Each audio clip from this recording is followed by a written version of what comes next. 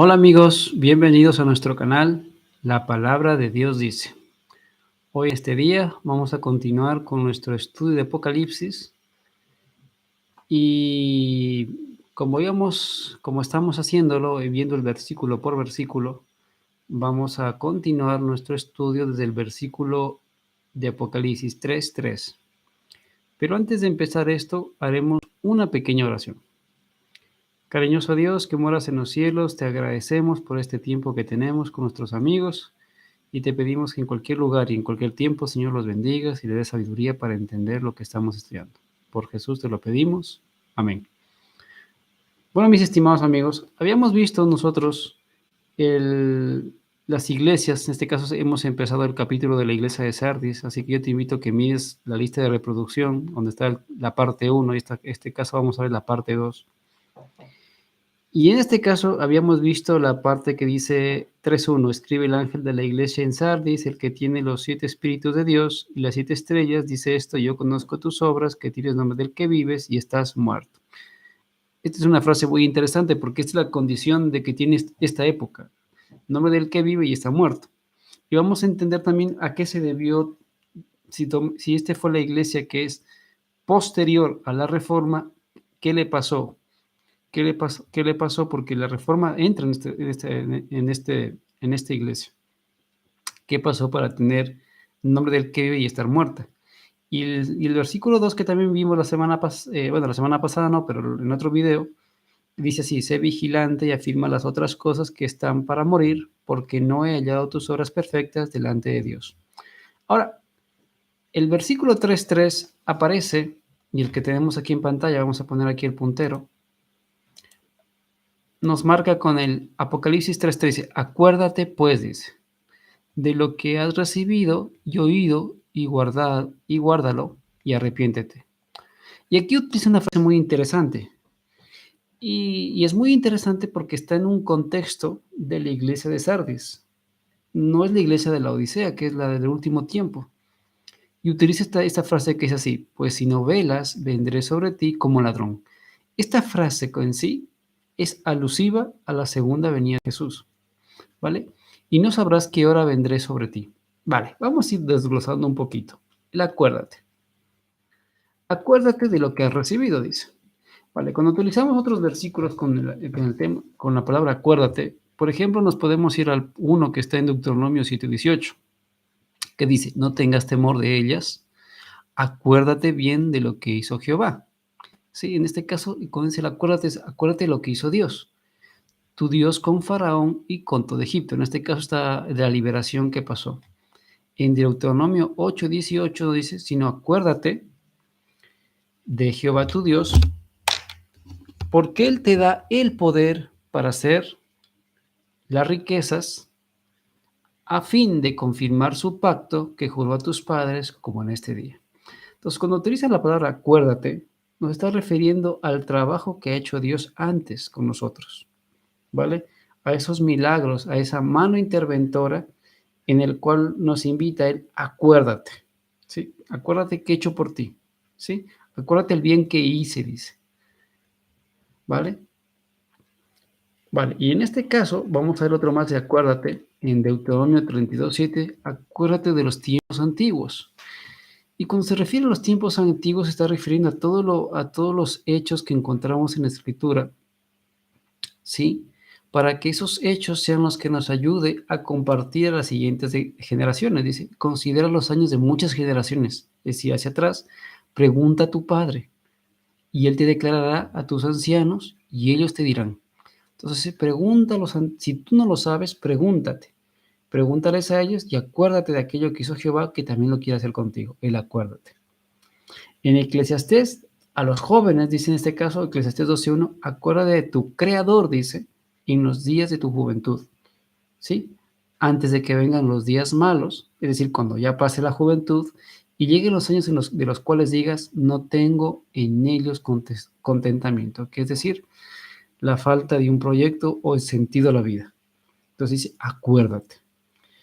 Por eso dice: acuérdate de lo que pasó antes. Y si sabemos qué pasó, en este caso viene el movimiento de la Reforma, que fue el movimiento que permitió que la Biblia fuera repartida, fuera llevada a las personas en sus idiomas para que pudieran conocer al Dios de los cielos. Acuérdate. La siguiente frase que utiliza también el versículo dice así, voy a volverlo a leer para que lo tengas presente. Dice, acuérdate, 3:1, acuérdate pues de lo que has recibido y oído, y guárdalo y arrepiéntete, ¿vale? Entonces, simplemente nos hemos enfocado en la parte de acuérdate. Y obviamente, trae consigo el guárdalo y arrepiéntete, que vendría en alusión a lo que dice, acuérdate acuérdate de tu Creador en los días de tu juventud. Entonces lo podemos hacer una alusión a decir que si nos vamos del camino debíamos arrepentirnos y deberíamos guardar aquellas cosas que tienen que ver con los mandamientos, las directrices que nos da Dios para que nuestra vida sea mucho mejor, sea distinta, en otras palabras. Pues si no velas, dice, viene la advertencia, o sea, si no lo haces, pues si no velas, vendré sobre ti como ladrón y no sabrás a qué hora vendré sobre ti. Pues vamos a ir sobre esa parte. Esta frase que dice, no velas, vendré sobre ti como ladrón, justamente aparece en el libro de Mateo 24, del 43 al 44, que dice, pero sabed de esto, que si el padre de familia supiese a qué hora el ladrón habría de venir, velaría, y no dejaría minar su casa. Por tanto, también vosotros estad preparados, porque el Hijo del Hombre vendrá a la hora que no pensáis. Entonces, en este caso, el tema del ladrón está asociado a la venida del Hijo del Hombre. Entonces, y es curioso que esto lo utiliza en la estructura de Sardis. Ahora la pregunta es, ¿se está refiriendo que Jesús ya vino en el tiempo de Sardis? No, no se está refiriendo. Entonces, ¿a qué se está refiriendo? A un evento que tiene que ver, que es parte de la segunda venida de Jesús. ¿Vale? Vamos a verlo más adelante. ¿A qué venida? Sería la pregunta. Vamos a ver otro texto que también está asociado. Primera de Tesalonicenses 5:4-5. Mas vosotros, hermanos, no estáis en tinieblas para que el día os sorprenda como ladrón. Bueno, aquel día se refiere a la venida de Jesús, ¿vale? Porque todos vosotros sois hijos de luz e hijos del día, no somos de la noche ni de las tinieblas, ya que tenemos información, como podemos ver en Mateo 24, ¿vale? Vamos a ver, vale, estos son los textos, perfecto. Entonces, como le estaba recordando, si vemos un poquito el tema de las iglesias, la época de Tiatira fue del dominio papal y la aparición de un personaje, en este caso Martín Lutero, y aquellos reformadores que también surgieron, ¿vale? Luego, en el tiempo de Sardis, la reforma continúa, pero pues surge algo que hace que ese movimiento, por eso dice el acuérdate, pues termine en dejar de ser de ese ímpetu que tuvo al comienzo, ¿no? De esa consagración en Cristo Jesús. Y al final nos encontramos en una sociedad que está viva, ¿sí? Que tiene el nombre del que vive, pero está muerta. Y luego surge un personaje en la historia que se llama, por ejemplo, Guillermo Miles, que le es importante porque este hombre estudió las profecías, ¿sí? Y nos va a adentrar en la siguiente iglesia, que es la iglesia de Filadelfia. Y luego cuando termine con la profecía que él descubre, que está en Daniel 8 y 9, pues entramos a la parte del fin que es en Apocalipsis, en Daniel 8:14, en este caso en la Odisea, que es en Apocalipsis 3:14 en adelante. Vale. En este caso es curioso que la venida lo hace en esta época. El mensaje está aquí y no lo pone en esta época. Vale. Entonces la pregunta es, ¿por qué nos hace una alusión aquí cuando Jesús todavía no ha venido? ¿Vale? Entonces, ¿a qué se debe que nos pone un ladrón en la noche aluciendo a la venida de Jesús? Vale. Pues resulta que en este tiempo surgen varias personas que empiezan a predicar que Jesús viene. Llegan a su conclusión de que Jesús va a venir, ¿vale? Y, por ejemplo, tenemos una de ellas se llama José Wolf, que lo hizo en Europa, África y Asia y en Estados Unidos. Varios pastores de Inglaterra también dijeron que Jesús viene, por eso es que aquí el versículo de Sardis dice, vendré a ti como ladrón, Lacunza en Sudamérica, Wengel en Europa, Hausen en Francia y Suiza, y un grupo en Escandinavia, ¿sí? Entonces, todo este movimiento va a surgir un poquito dentro de esta época, porque va a dar el preludio, un tiempo atrás, a lo que este hombre también predicó, que es diciendo que Jesús viene. Y él también en su época lo hizo lo mismo. Y vamos a ver más adelante que el libro de Apocalipsis nos habla de que un grupo de personas predicaron este mensaje de que Jesús va a venir, ¿sí? Solo que Dios permitió que hubiera un error para que pudiera Dios preparar un pueblo que tenía que esta vez sí preparar para la verdadera segunda venida de Jesús. Vale. En este caso, la Biblia es clara y tajante en decir que no hay fechas para la venida de Jesús, ¿vale? Pero a veces Dios ha permitido que surjan movimientos alusivos a estos, no tanto para engañar, sino para mover las conciencias de las personas, ¿sí? Y para permitir el surgimiento de la iglesia que se perdió en el tiempo de Tiatira, porque recuerda, en el tiempo de Tiatira, en el tiempo de que Jezabel reinaba, como lo hemos estudiado, todo el cristianismo, es decir, todo lo que hoy conocemos como cristianismo, evangélicos, pentecostales, mormones, adventistas, testigos de Jehová y todos los movimientos religiosos, no existían en el tiempo que está aquí Lutero. El único movimiento religioso que existía, o la única institución que existía en ese momento, es la Iglesia Apostólica Romana. Y que no permitía que el pueblo tuviera la Biblia, con lo cual no había opción de poder surgir otro movimiento. Y es gracias a la Reforma y a la inquietud que pone Dios en estos hombres, es que surge la Reforma, y gracias a la Reforma se da como resultado que tanto en Sardis, en Filadelfia, en la Odisea, tengamos una versatilidad de creencias, ¿sí? No decimos que todas sean las correctas, algunas tienen en partes de verdad y otras no, pero Dios quería a través de eso permitir que la luz que se perdió en el tiempo de Tiatira, cuando llegue el tiempo de la Odisea, esté totalmente completo. Vale. Aunque es posible que todo lo que te estoy diciendo, te dices, bueno, me estás hablando en chino. Conforme tú avancemos en la escritura y vayas siguiendo los capítulos, te darás cuenta de que Dios levantó de nuevo un pueblo como en el tiempo de Filadelfia, perdón, como en el tiempo de Efeso, de la iglesia del primer amor, esa iglesia que era pura. Entonces Dios en este tiempo, en el tiempo de la Odisea, Dios está levantando un pueblo que tiene toda la doctrina, toda la verdad. ¿Para qué? Para que ese pueblo sea el que sea parte de los 144,000. Vale. Entonces, conforme avancemos, usted, o sea, señora, joven, señorita, abuela o abuelo, se dará cuenta que lo que le estoy comentando es así. Vale. Entonces, todo es lo que surgió en ese tiempo, surgen estos predicadores hablando de una segunda venida de Jesús. Sí, ese movimiento. Pero de hecho, el movimiento de advenimiento. Podemos decir que estos los podemos llamar a todas estas personas, dados que hablaban de la venida o de la advenimiento, ¿sí? Vamos a poner aquí. Bueno, es que lo que pasa es que no se escribe muy bien. Advenimiento. Advenimiento.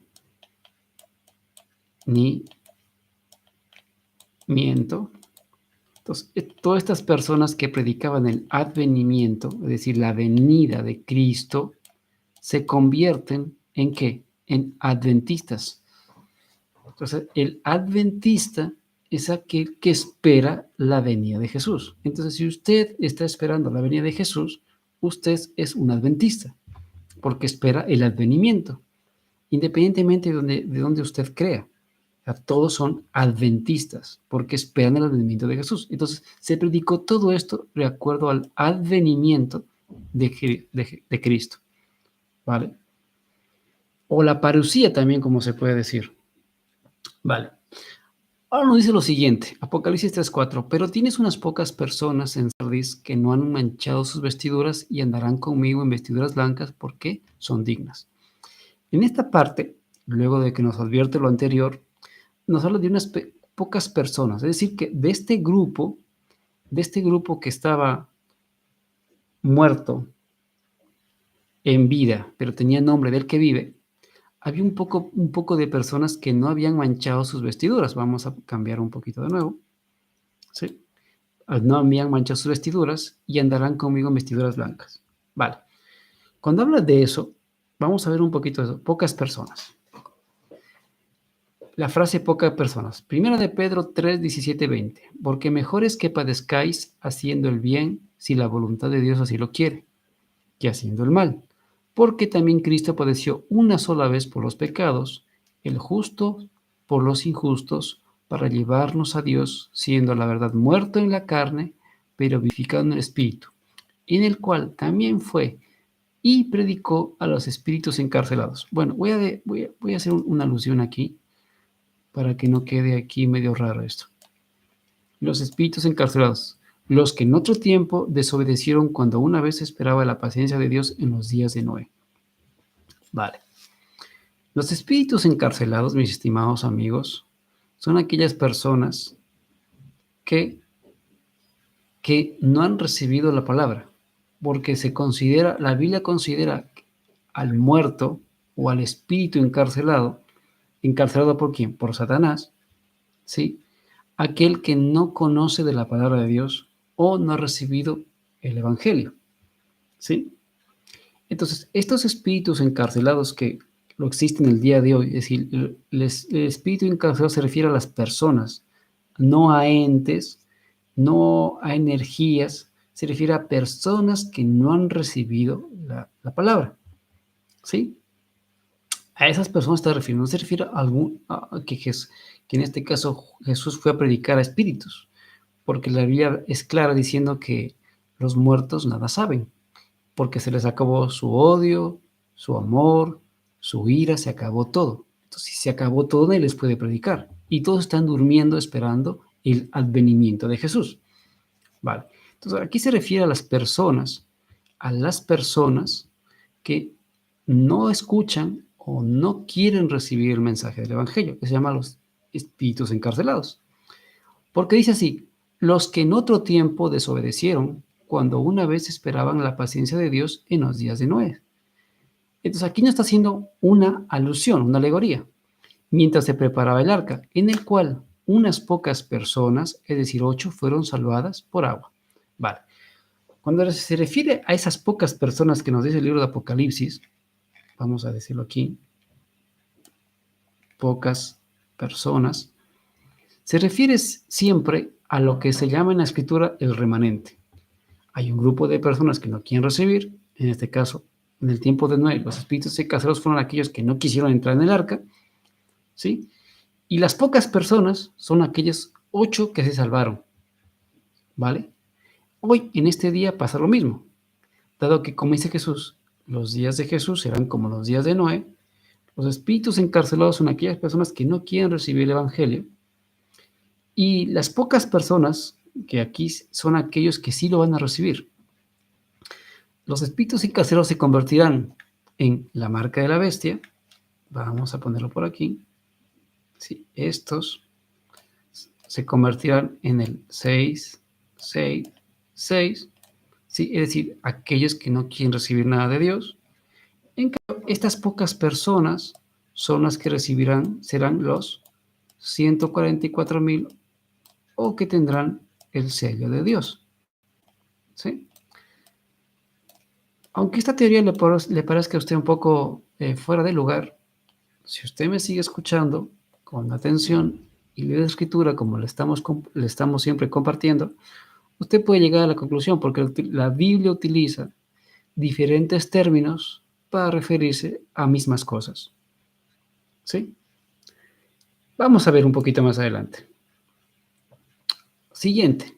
Esas son las pocas personas que no han manchado, dice. Bendito sea el Dios del Padre nuestro Señor, en Efesios 1, 3, 4, nuestro Jesucristo, que nos bendijo con toda bendición espiritual en los lugares celestiales en Cristo, según nos escogió en Él antes de la fundación del mundo, para que fuésemos santos sin mancha delante de Él. Vale. Cuando dice manchado, Por ejemplo, vamos a leer el versículo de nuevo que dice así. Pero, Apocalipsis 3:4, pero tienes unas pocas personas, es decir, se refiere a un grupo pequeño o al remanente, como aparece en el versículo anterior, ¿sí? Que no han manchado sus vestiduras. Entonces, esas personas son pocas porque no han manchado sus vestiduras, ¿sí? ¿Y por qué no han manchado sus vestiduras? Porque aquí como hace alusión, ¿sí? Son santos. El que es santo no mancha sus vestiduras. Y son santos porque llevan la justicia de Jesús en sus vidas. Esa es la vestidura. Efesios, vamos a ver otro. Maridos, dice así, amad a vuestras mujeres, así como Cristo amó a la iglesia y se entregó a sí mismo por ella. ¿Para qué? Para santificarla, habiéndola purificado, otra palabra, por el lavamiento del agua por la palabra, a fin, dice, de presentarla a sí mismo, o sea, para el tiempo final, una iglesia gloriosa que no tuviere mancha ni arruga. Esa mancha y arruga es la santidad. Entonces, santificación, purificación, se asocia con esto, no tener mancha y arruga. Y esa mancha y arruga no es algo que se puede diseñar, es algo que Jesús lo pone a aquellos que lo quieren.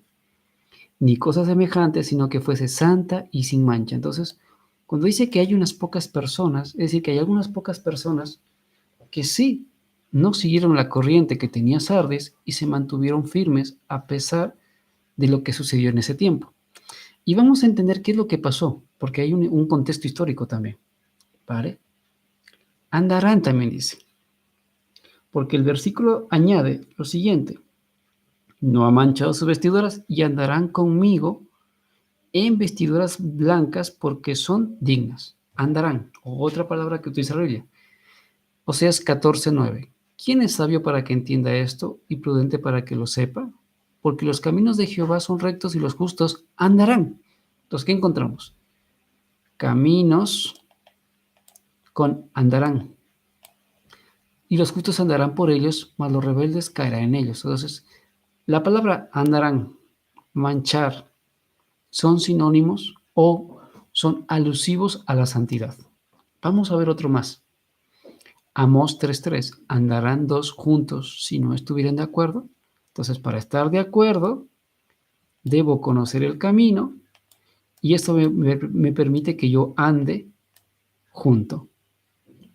Andarán dos. ¿Por qué son dos? Porque es tú y Cristo. Y eso pasa con todos.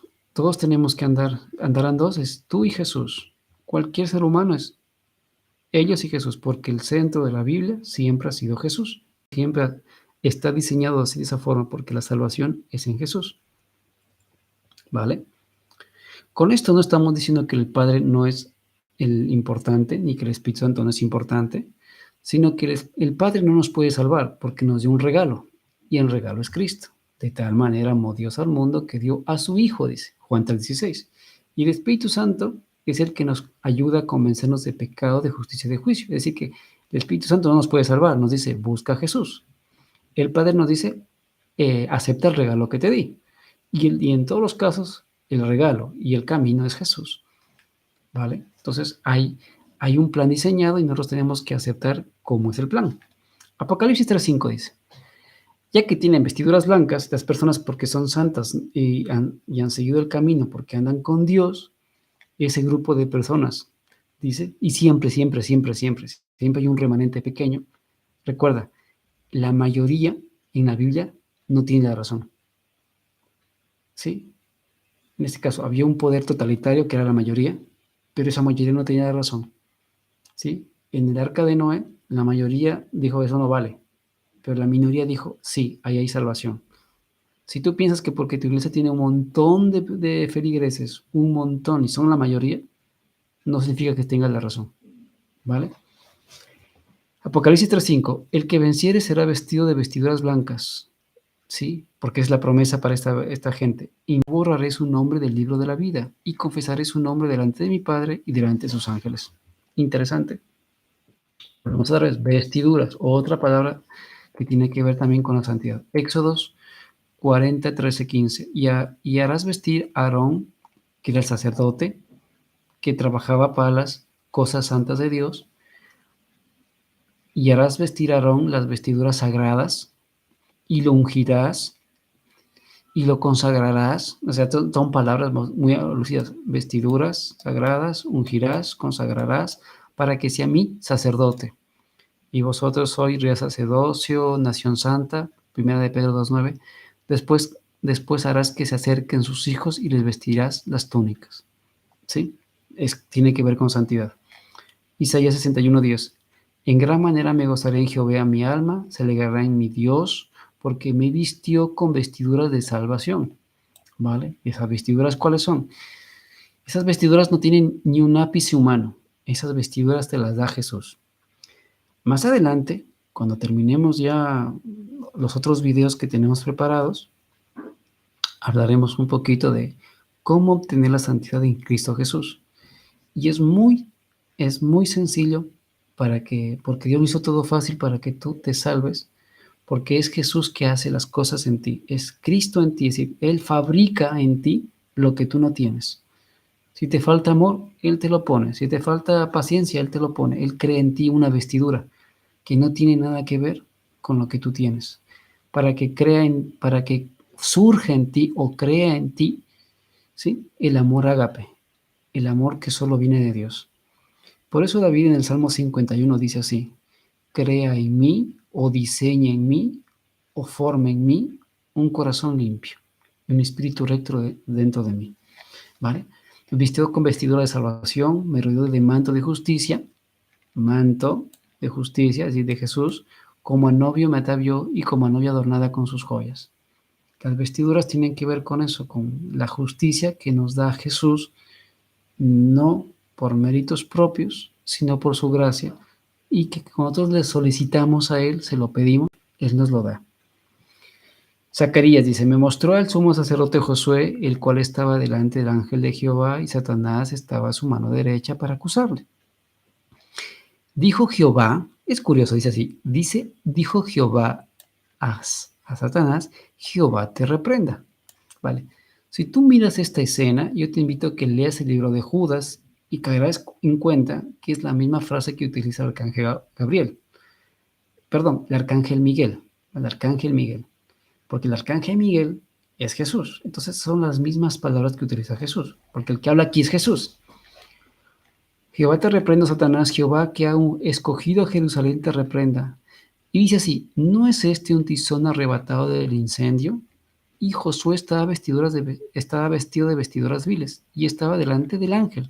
Es decir, que este ángel es el que está aquí. Es Jehová mismo, porque a Jesús se lo llama Jehová. Hay un video en el canal que dice Jesús también es Jehová. Búscalo, por favor. Y habló el ángel a Jehová y mandó a los que estaban delante de él, diciendo: quítale esas vestiduras viles. O sea, Jesús no nos pone una vestidura encima de nuestra vestidura sucia. No. Nos quita esta vestidura, es decir, quiere quitar toda esta humanidad y vestirnos con su justicia.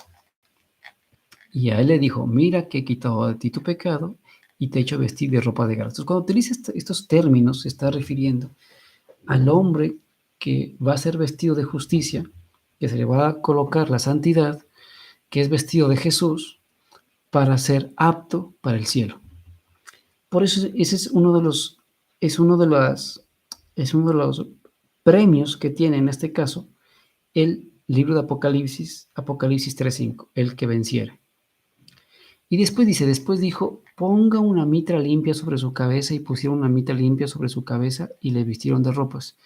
También se puso una mitra limpia, porque recuerda que la mitra, en este caso el sombrerito, el gorrito, bueno, no es un sombrero, es el gorrito que se le ponía al sacerdote en el Antiguo Testamento, sobre todo cuando lees el Pentateuco, vas a ver que en la mitra se ponía una plancha que decía santidad a Jehová.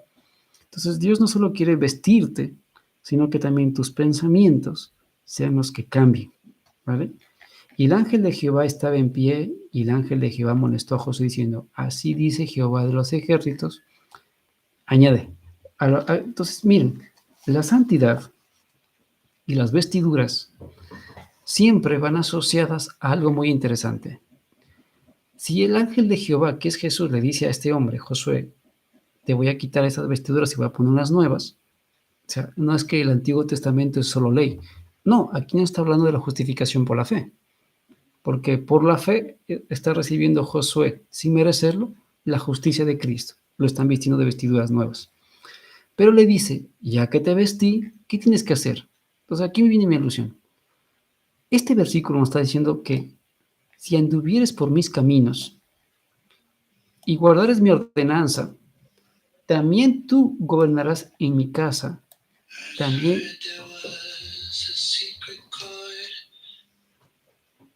guardarás mis atrios, y entre estos que aquí están te daré lugar.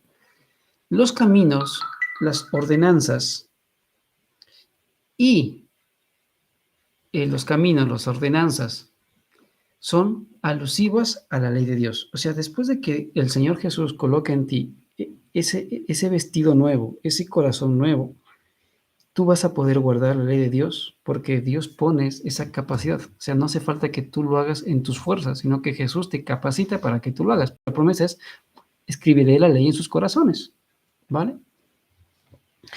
Vestiduras blancas.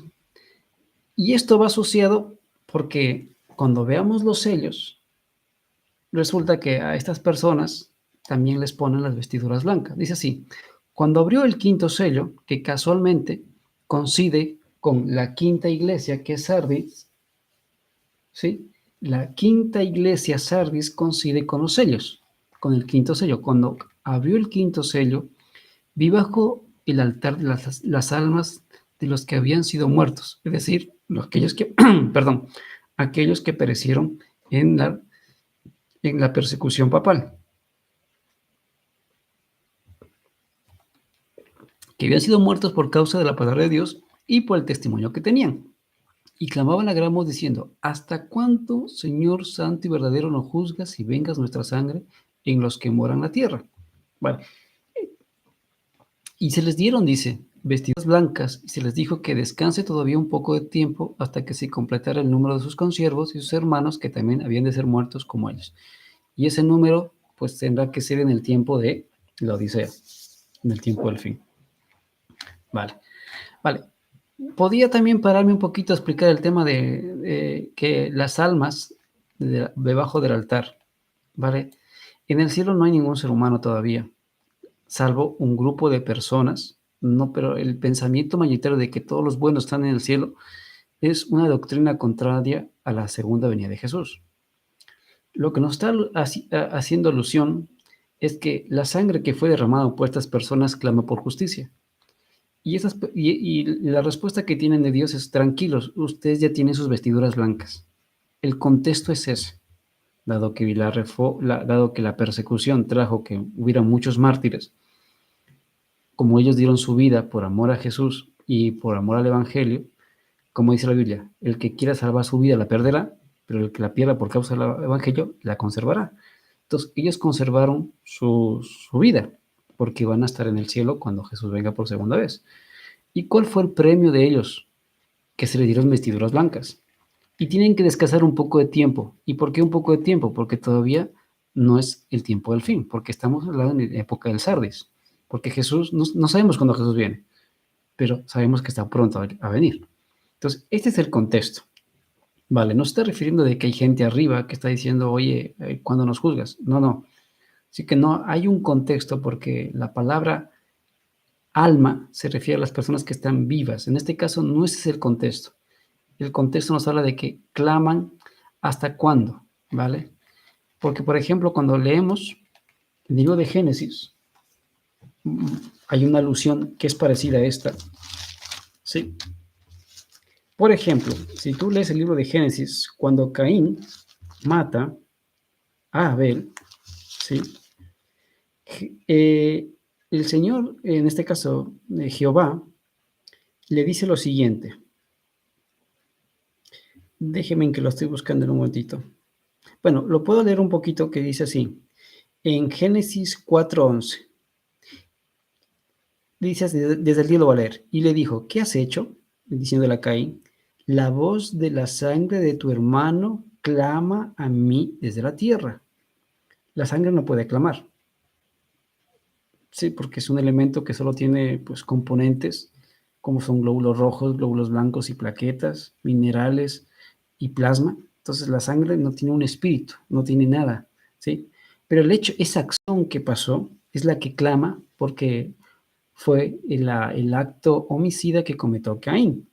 Y por eso dice, y él dijo, ¿qué has hecho? La voz de la sangre de tu hermano clama a mí desde la tierra, ¿sí? Entonces, esto es lo mismo que está pasando aquí. Las personas que han perecido en el quinto sello en la iglesia de Sardis, las personas que murieron por la persecución papal, son las que claman diciendo ¿hasta cuándo? La respuesta que tienen es que se les va a dar vestiduras blancas. Por eso es lo que está diciendo ahí, a ustedes se les dará vestiduras blancas, ¿vale? Y no borraré. Cuando dice borraré, se refiere que van a ser conservados en el libro de la vida. Deuteronomios 9, 13, 14. Y me habló Jehová diciendo, he observado a ese pueblo, y aquí que es pueblo duro de servicio. Le dice Jehová a Moisés, déjame que los destruya, y borraré su nombre debajo del cielo. Es decir, borraré su nombre del libro de la vida. Y yo te pondré sobre una nación fuerte, mucho más numerosa que ellos. Salmos 9, 4, 5. Porque has mantenido mi derecho y mi causa, te has sentado en el trono juzgando con justicia, reprimiste a las naciones, destruiste el malo, borraste el nombre de ellos eternamente y para siempre. Entonces, lo que nosotros debemos conservar es que no se borre nuestro nombre del libro de la vida, porque si no, pues estamos perdidos. Pero en el contexto que nos está diciendo en el libro de Apocalipsis 3, es que gracias a esa valentía que estas personas tuvieron, a esos pocos, ¿sí? El Señor no borrará su nombre del libro de la vida porque están conservados. Y como están conservados, tienen como recompensa también las vestiduras blancas. ¿Sí? Todo va asociado. Libro de la vida. Asimismo, dice Filipenses, te ruego también a ti, compañero fiel, que ayudes a estas que combatieron juntamente conmigo en el Evangelio, con Clemente también y los demás colaboradores míos, cuyos nombres están en el libro de la vida. Entonces, nosotros tenemos que hacer nuestra parte para que se conserve nuestro nombre en el libro de la vida. ¿Sí? ¿Y cómo me inscribo en ese libro? Cuando tú aceptas a Jesús de corazón. Me refiero a que debemos hacer nuestra parte porque tenemos que ser no solo oidores de la palabra, sino también practicadores de la misma.